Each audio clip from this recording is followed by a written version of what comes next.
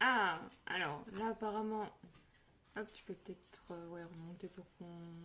Bon, c'est bon. Voilà. Donc là, pour le coup, ça y est, c'est bon, on a relancé. Donc, ce que je Désolée, disais, hein, désolée. on avait fait un faux départ apparemment, ou en tout cas, on a eu des petits soucis de lien et de retour. Euh, donc, on était en train de dire qu'aujourd'hui, c'était un live un peu spécial, puisqu'on parle des activités. L'objectif, c'est d'amener un engagement. Donc, c'est notre fameuse série Comment engager ses participants en classe virtuelle. Et aujourd'hui, on va parler essentiellement des activités qu'on va mener Oui, en formation à distance. donc c'est notre quatrième live et du coup il va se diviser en trois grandes parties. Ah, recoucou Catherine, merci. Donc les quatre grandes parties. Première partie donc pour un atelier pour débuter sa classe virtuelle.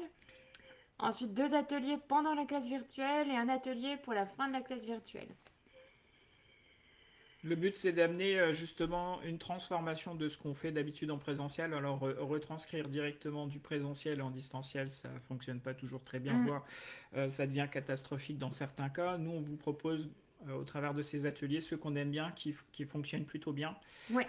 et puis de vous aider comme ça à utiliser ces nouvelles activités en distanciel pour que ce ne soit pas juste une réplique de votre présentiel.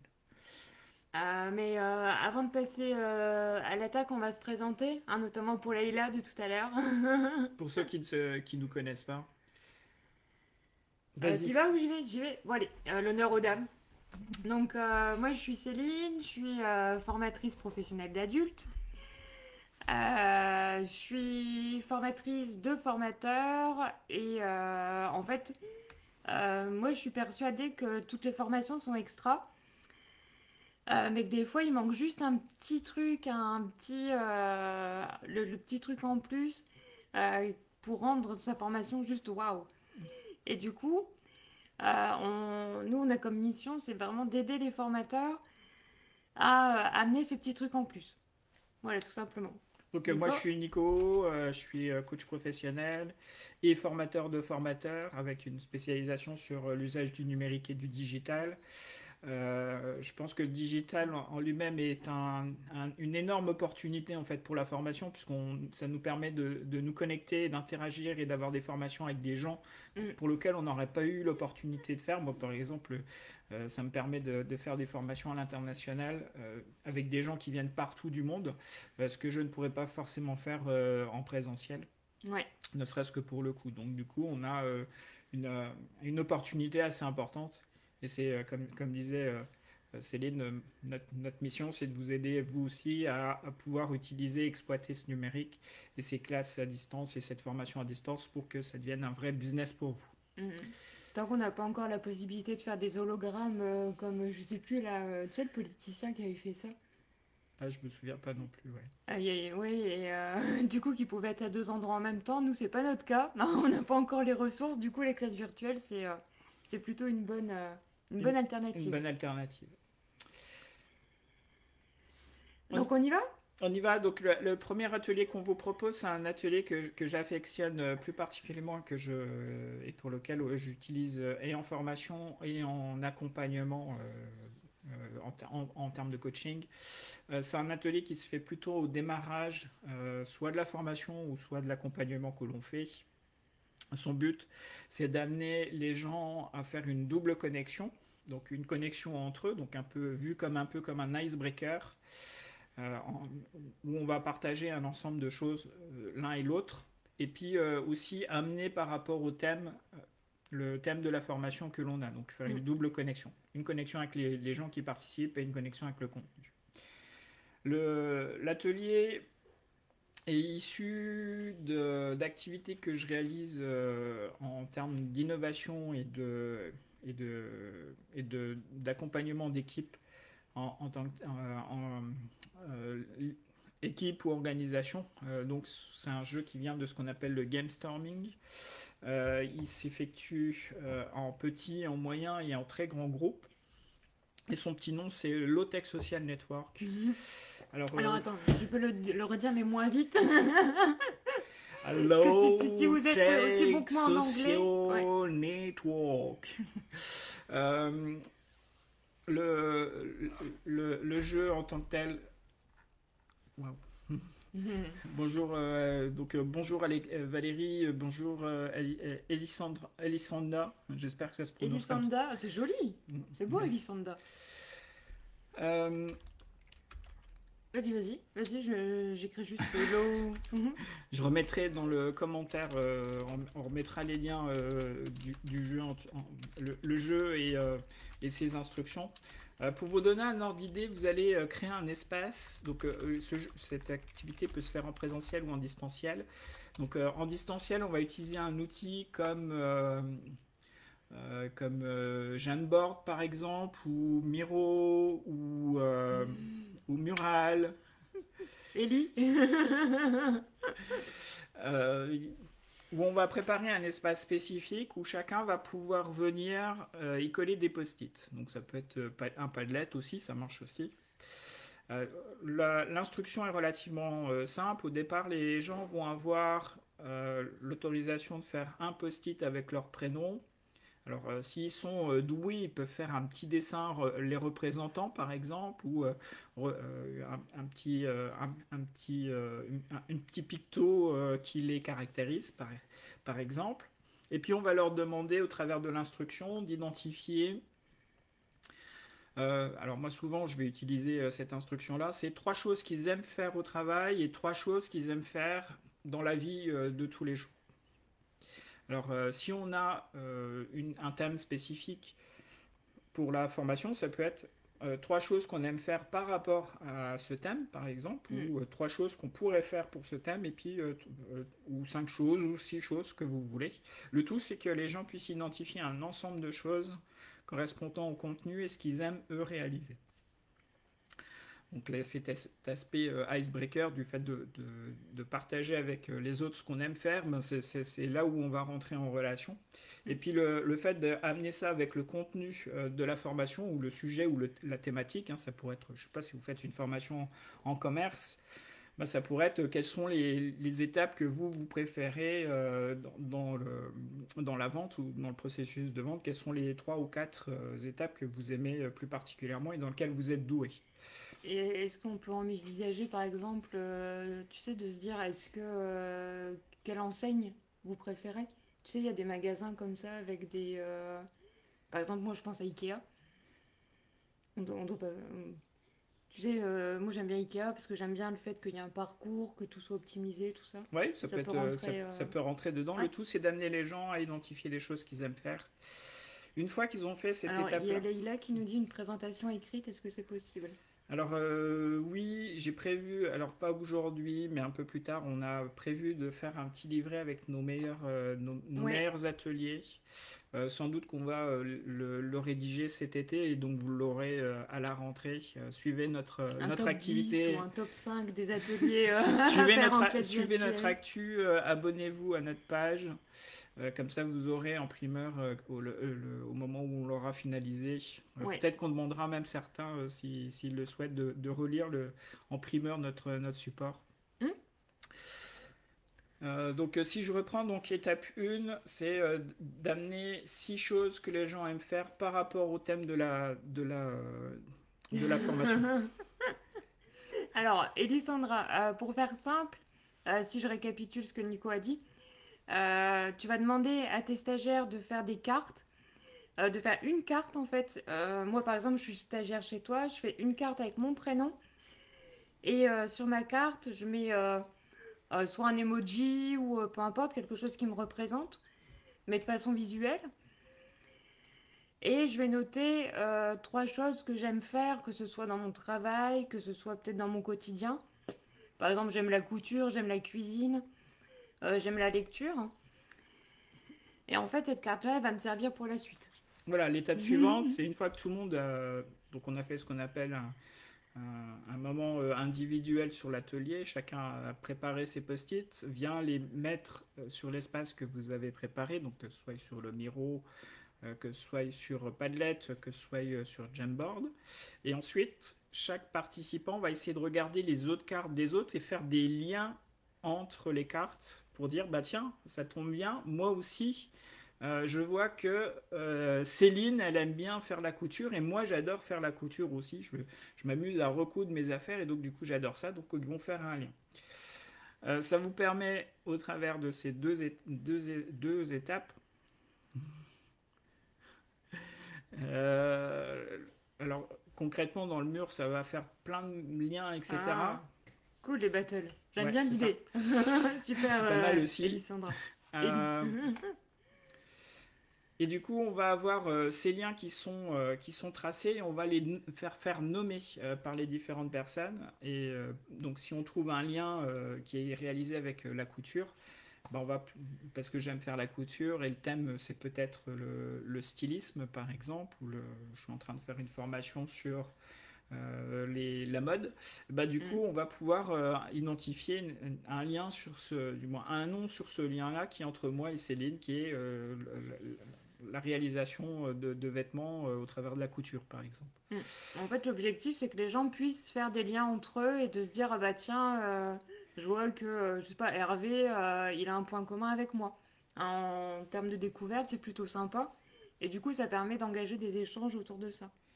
Voilà. Alors, les échanges vont se faire entre les différents participants et donc, imaginez, ça peut être réalisé à très grand groupe. À distance, si je m'amusais à le faire à l'oral, ça voudrait dire que je donne du temps à chacun et c'est relativement long. Et si, comme c'est long, moi qui ai peut-être un quart d'heure pour démarrer ou 20 minutes pour faire ce temps de démarrage, ben, ça me permet de lancer l'ensemble des activités, cette activité pour l'ensemble des personnes dans un temps très court. Et aussi, il y a un autre avantage non négligeable, c'est que ça m'inclut directement les timides, les introvertis, qui, si ce serait dans un grand groupe, ben, ne prendraient pas la parole du tout en fait. Mm. Et, et, et le fait de pouvoir l'avoir sur un support, ben, les personnes vont pouvoir se le garder, surtout si vous faites un petit support de réalisation tout au long de la formation et puis que vous donnez ce support à vos apprenants à la sortie pour qu'ils se souviennent de ce qu'ils ont vécu, ben, ils auront en première page le moment d'introduction en tant ce moment-là en tant que tel. Mm. Oui, j'essaye d'éviter le mot en tant que tel, parce que c'est mon défaut, c'est mon défaut et donc du coup, C'est son tic c'est un de de mes tics langage. de langage, donc J'adore. j'essaye de l'enlever. Sur toutes les vidéos. Alors, on fait des montages, tout ça. Je dis là, en tant que tel, en tant que tel, en tant que tel. Et on essaye de comptabiliser autant de en tant que tel qu'il fait. C'est Sinon, j'ai génial. d'autres tics, hein, je dis des quoi des fois en fin de Non, phrase. en tant que tel. Écoutez bien les en tant que tel, vous allez voir, c'est génial, c'est extraordinaire, moi j'adore. Vous pouvez le compter dans le chat, hein, et même en replay, vous pouvez donner le nombre Et là, il de... a voulu le dire déjà 3 fois en. Et puis c'est arrêté parce qu'il sait que il va se faire engueuler. Bon, sur ce, on passe à l'atelier 2. Oui, vas-y, je te donne C'est la tout main. bon? Ça va pour l'atelier 1? Alors, Ellie qui nous met, j'évite d'anticiper les activités pour que la surprise crée l'action immédiate. Ok, super Ellie. Alors, donc sur l'atelier 2, donc là on est en cours de formation. Ça arrive qu'on fasse visionner des vidéos.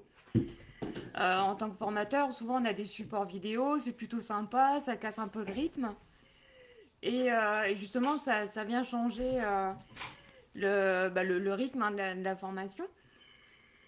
Seulement, le souci qu'on a avec les vidéos, vous par exemple, si vous avez suivi une formation, enfin oui, je pense que vous en avez suivi, est-ce que vous vous souvenez de la dernière vidéo que vous avez vue? En formation, généralement, on s'en souvient sur le coup, et puis après, on oublie les détails. Ça passe, hein, c'est normal, hein, on est comme ça. Et du coup, on se souvient plus forcément de ce qu'il y avait d'important dans la vidéo et on n'arrive pas à la synthétiser. Ce qu'on peut faire, nous, on aime bien en formation, c'est fournir des livrets à nos participants. Parce qu'on trouve que le livret, c'est une bonne pratique. Ça permet vraiment aux participants d'avoir le fil en fait de votre formation. et de se repérer et d'avoir des visuels et voilà, enfin plein d'avantages au livret. Donc quand on met une vidéo, généralement, on aime bien dans notre livret faire un atelier en parallèle. Donc ça peut être du type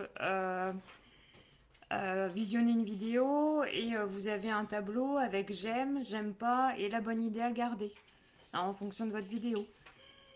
Comme ça, les personnes vont venir synthétiser en fait ce qu'ils ont vu pendant la vidéo. Et tu peux arrêter de jouer avec le chien, s'il te J'y plaît, fais ça me rien, il vient mon déconcentre. C'est lui, il vient avec sa balle. Et du coup, C'est notre mascotte.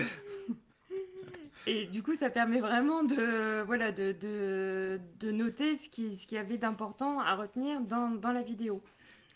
Une note technique, par exemple, ça peut être un texte à trous. Vous faites visionner la vidéo, vous reprenez ce qu'il y avait de dit pendant la vidéo et vous laissez des trous sur les mots importants. Le fait en fait de mettre en action en même temps que d'écouter, de regarder une vidéo et surtout de retranscrire, ça permet une meilleure mémorisation. Alors j'ai rien inventé, hein, c'est pas moi qui le dis, hein. Mais c'est juste qu'il y a eu des études voilà, en neurosciences qui ont été faites là-dessus et qui nous expliquent que le fait de réécrire, d'utiliser la main et le crayon, ça permet vraiment de mieux mémoriser et de mieux se souvenir de ce qu'on a appris, en fait, tout simplement. Alors, pour ceux qui aiment bien utiliser des outils comme les Kapla ou les Lego, en fait, c'est la même technique. C'est lié à la partie kinésique. C'est qu'on a Ouais. au niveau des mains un ensemble de neurones, entre guillemets, liés au toucher. Et donc, du coup, ça active ces neurones et ça vient aider à la mémorisation et à la réflexion. Activité 3, ça va sur l'activité 2, vous avez des questions? Donc l'activité 2, c'est une vidéo et on fait prendre des notes au travers d'un texte à trous dans un... Soit texte à trous, soit un tableau avec j'aime, j'aime pas, la bonne idée. Vraiment, à vous de voir en fonction de la vidéo que vous montrez, en fait. Hein. Le troisième, c'est pareil, on a une activité qui n'a pas été... qui est plutôt vrai, que les gens pensent souvent à l'utiliser en présentiel, mais on ne sait pas pourquoi elle ne l'utilise pas ou peu souvent en distanciel. Pourtant, c'est un jeu cadre Tiagi qui est très pratique. Non, est-ce que vous connaissez les jeux 4 Tiagi? Répondez-nous oui Tiagi, non Tiagi. Replay Tiagi, oui. Replay Replay Tiagi. Tiagi, non.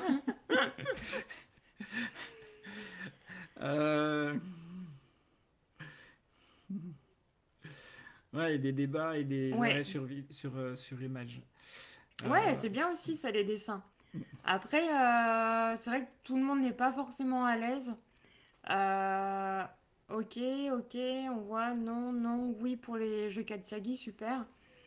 Tout le monde n'est pas forcément à l'aise en dessin. Euh, ça dépend, hein, c'est une super bonne idée. Après, peut-être laisser le choix, tu vois, soit vous faites des dessins, soit vous faites des transcriptions. Alors, Monsieur Tiagi. Voilà. Bon, rapidement, on va vous parler un peu de comment ça fonctionne le cadre, ce jeu dit Carden.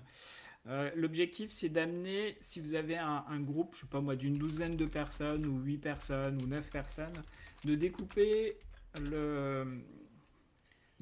ce groupe en 2, 3, 4 sous-groupes.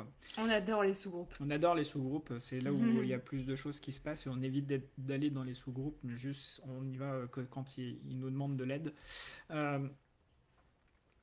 Une fois qu'on a fait ces sous-groupes-là, on a un texte à apprendre, du contenu qu'on a à fournir, mais sous forme de texte, au lieu que ce soit nous qui l'exprimons, on l'a rédigé. Et ce qu'on fait, c'est que on va découper ce texte en autant de groupes qu'on a choisi. Donc, par exemple, si j'ai choisi 3 groupes de 4 personnes, eh ben, je vais découper mon texte en trois parties et je vais donner une partie à un groupe, une deuxième partie au deuxième groupe, une troisième partie au troisième groupe. Chacun va avoir un temps limité pour lire, comprendre et puis synthétiser pour pouvoir le restituer aux 2 autres groupes. Du coup, c'est plus nous qui faisons l'apport théorique, Mais par contre, ce sont les apprenants. Et on s'est rendu compte aussi au travers des neurosciences que celui qui apprend le mieux, c'est celui qui parle et qui présente. Mm. Donc, du coup, plus on utilise des techniques où ce sont les apprenants qui présentent aux autres, ben, meilleure est la mémorisation et l'apprentissage qu'ils sont en train de faire.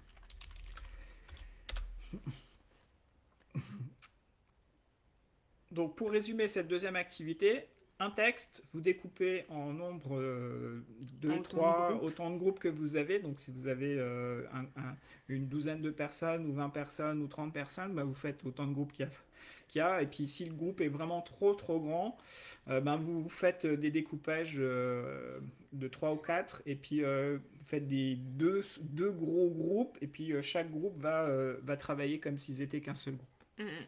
Et en fait, ce qu'il y a de bien, c'est que ça engage vraiment les gens. On s'est rendu compte, on le pratique, hein, nous, en classe virtuelle, et on s'est rendu compte que comme les gens se connaissent, ils ont envie de bien faire. Ils ont envie d'aider les collègues.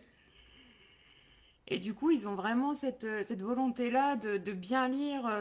Généralement, on vient les voir dans les sous-groupes et on les voit, ils bossent, ils sont à fond. C'est vraiment extra. Tiens, j'ai compris ça, et toi, machin, truc. Ouais. Tiens, comment on va présenter ce truc-là? Et donc, du coup, il y a Ouais, de limite, ils l'émulation. se mettent une pression.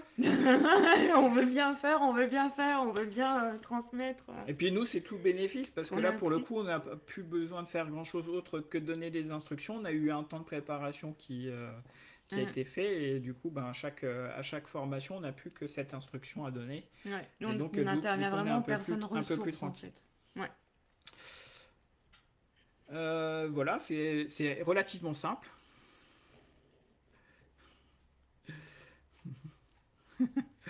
Exactement, ils deviennent experts eux-mêmes Ouais, des contenus en fait. c'est ça. Du coup, nous on n'est plus vu uniquement comme l'expert. C'est Merci vraiment Ellie c'est pour ce vraiment un partage, commentaire. c'est génial. Enfin, moi, j'adore. On arrive au quatrième atelier. Quatrième atelier. Donc là, c'est un atelier qu'on fait en fin de formation. Donc la majorité, hein, des nouvelles connaissances, compétences ont été transmises. Et généralement, en fin de formation, on aime bien faire des quiz. Seulement, voilà, le quiz, les gens réagissent différemment. Moi, j'aime bien dire qu'il y a trois catégories de réactions au quiz. La première, il y a ceux qui s'en moquent complètement. Bah ouais, ok, on fait un quiz. Et la deuxième, il y a ceux qui se mettent une pression, qui veulent absolument réussir, qui se mettent une pression de dingue. Ou voir On a l'impression qu'ils repassent le bac. Vous ouais. savez. Ou qui se mettent un challenge entre eux. C'est-à-dire que Ouais, ils se font le challenge alors que nous on n'avait pas prévu. C'est juste voilà, et donc nous on avait juste prévu une vérification des connaissances, et les mecs les personnes se mettent ou les mecs ou les filles se mettent en ouais. compétition. C'est ça. Et les troisièmes, c'est les rebelles au quiz. Moi, j'appelle ça comme ça. Ceux qui vont vous dire, ah ouais, non, mais moi, je suis plus à l'école. Je comprends pas qu'on fasse encore des quiz à nos âges.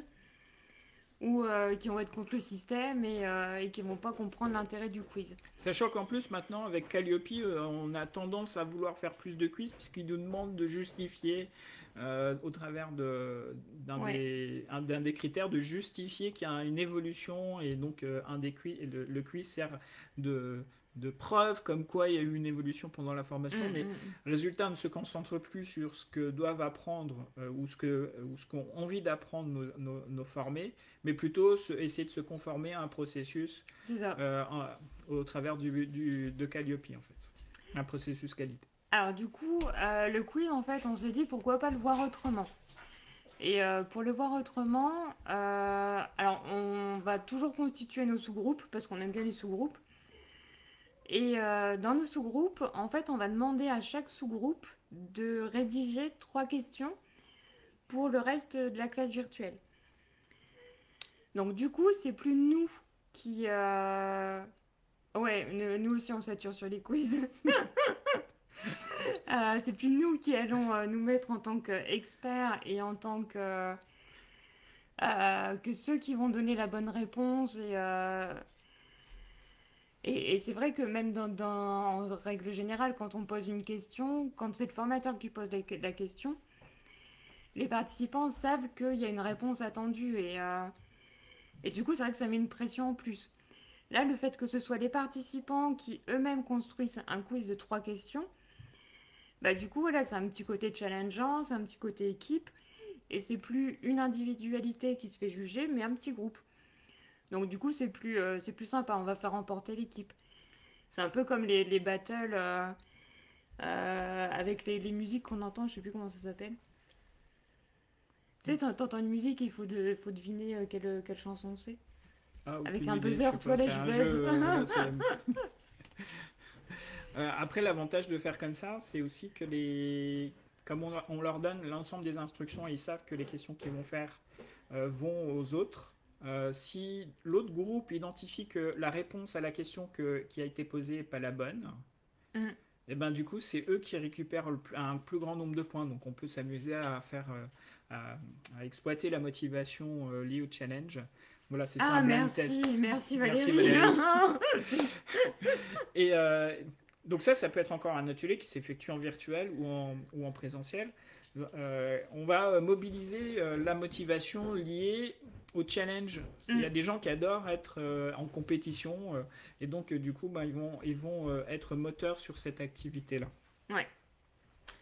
Alors du coup, parmi les 4 ateliers qu'on vient de vous donner, est-ce qu'il y en a un que vous aimeriez mettre en place?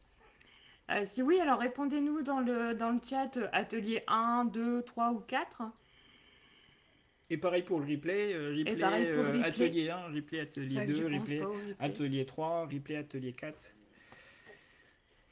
Des escape games distribués aussi, ça marche. Ouais. Ça c'est cool. Alors du coup, Ellie, tu utilises quoi pour faire les escape games? Génial. Alors, si tu peux nous mettre en commentaire quelle plateforme tu utilises. Donc, on revoit, en attendant que vous nous disiez quel atelier vous avez préféré, on va revoir ensemble les points clés. Alors, notre atelier en début de formation, le Low Social Network, je l'ai bien dit, hein? Low Tech Social Network, c'est un game Ah, j'ai store oublié big. tech. Je remettrai un lien potentiel pour que vous puissiez, mais après les instructions sont en anglais, donc c'est un peu plus compliqué pour les. Donc je réécrirai. Pour les gens comme moi. Je réécrirai dans le livre ce que j'ai besoin dans le livret que je vais faire avec les différents jeux qu'on peut avoir. Alors en atelier de milieu, on avait quand on montre une vidéo, faire remplir un tableau de j'aime pas, la bonne idée, ou alors faire synthétiser tout simplement la vidéo ou faire des textes à trous, c'est rigolo aussi. On avait aussi la cadenne, diviser sa classe virtuelle en sous-groupes et faire lire une partie du texte et faire la classe virtuelle à nos participants. Et pour finir, vas-y. Bon, ou pas, le quiz. J'aime pas les quiz. On n'aime pas les quiz. Le challenge, l'auto-challenge entre les groupes. Distribution, pas distribuer. Ah oui, ouais. La distribution. On peut distribuer les activités. Donc là, pour le dernier, donc c'est le quiz créé et auto-réalisé par les participants. Alors Catherine nous dit l'atelier 2. Ouais. Ok, super. En plus, c'est super facile à mettre en place. Alors voilà, on arrive tout doucement à la fin de ce live. Donc si vous avez aimé ce live, n'hésitez pas à nous faire des petits pouces, des j'aime. Dites-le aussi dans le commentaire. Si vous pensez que le contenu qu'on vous a donné dans ce live peut aider un formateur que vous connaissez, partagez-lui le replay ou tout simplement taguez-le en commentaire pour qu'il puisse venir voir celle-ci. Super, Valérie nous dit l'atelier 2 et la cadenne. Top. Génial. Et puis, vous avez partagé déjà ne se prononce pas. Ça marche aussi. Alors, tu pourras tester, Ellie, tu pourras tester les ateliers et puis nous dire lequel tu as préféré mettre en place. Ah, super, merci Catherine. Génial. Euh, Sur un des lives, on vous avait partagé des outils, un support avec des outils. On vous le remet comme ça, vous pourrez Hmm. de nouveau le télécharger. Si c'est pas déjà fait. Si c'est pas déjà fait, on est en préparation de notre support pour 17 stratégies pour engager et améliorer l'engagement dans nos formations. Ouais, Leur rendre fun aussi, ouais. donc un ensemble de Alors, stratégies. on est en train de, on a créé un petit livret d'une trentaine de pages, hein, quand même petit mais costaud, où voilà, on a rédigé les bonnes, les bonnes idées hein, qu'on a eues après notre plus d'un an d'animation de classe virtuelle. On recense un petit peu ce qu'on a trouvé de bien hein, en classe virtuelle. Et du coup, voilà, on vous donne des clés pour animer en toute tranquillité. Donc ça, c'est incessamment sous peu, ça va arriver la semaine prochaine, je pense. Ouais, on y est sur les derniers relectures, derniers graphiques. Oui, Voilà. La semaine prochaine, on vous propose une thème que beaucoup apprécient et se disent, bon, maintenant, on n'a peut-être plus trop besoin parce qu'on a le présentiel qui est qui maintenant, qui reprend. reprend. On va parler de la fatigue Zoom, cet effet là où les gens en ont marre de la classe virtuelle et puis les effets psychologiques que a de se faire, d'être en Zoom toute la journée ou Mm. d'être, du moins, être en visioconférence toute la journée, Zoom n'étant que l'outil en lui-même.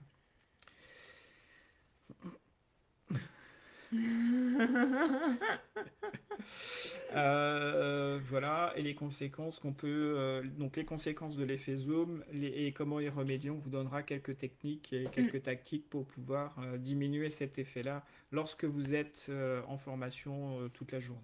Mm. Et bien sur ce, à samedi prochain, À c'est samedi tout bon. prochain, c'est bon.